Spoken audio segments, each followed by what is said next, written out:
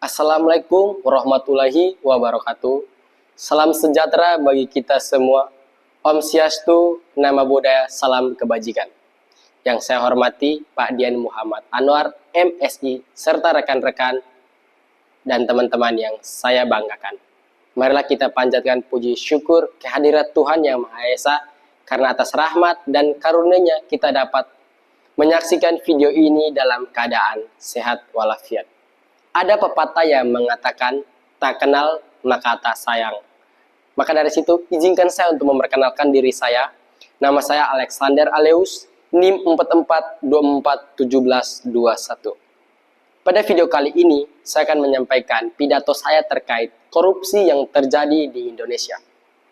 Hadirin yang saya hormati, korupsi belakangan ini banyak sekali terjadi di Indonesia. Mulai dari kasus korupsi yang terjadi di Pertamina, bahkan melibatkan pejabat-pejabat di Indonesia. Banyak kasus korupsi yang terjadi, teman-teman. Maka dari situ, izinkan saya untuk menjelaskan lebih lanjut tentang korupsi yang terjadi di Indonesia ini. Hadirin yang saya hormati, korupsi telah menjadi salah satu permasalahan terbesar di Indonesia.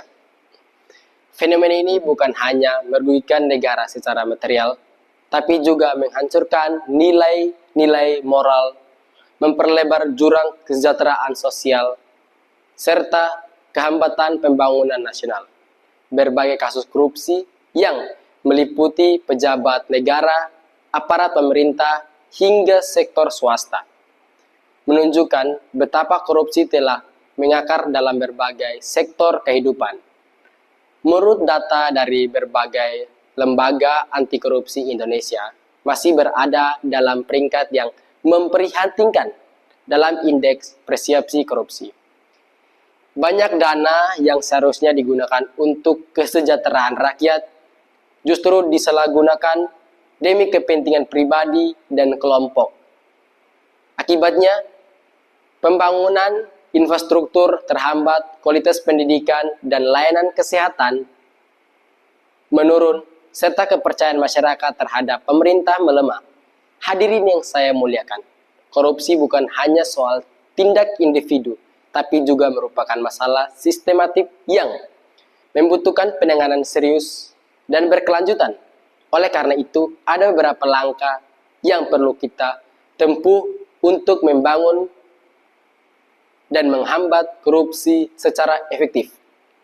Hal pertama yang perlu dilakukan oleh pemerintahan kita atau oleh para pejabat atau presiden sekalipun adalah penegakan hukum yang tegas.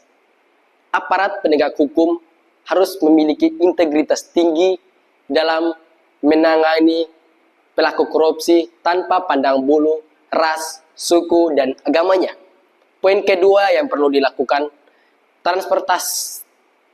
transparansi dan akuntabilitas.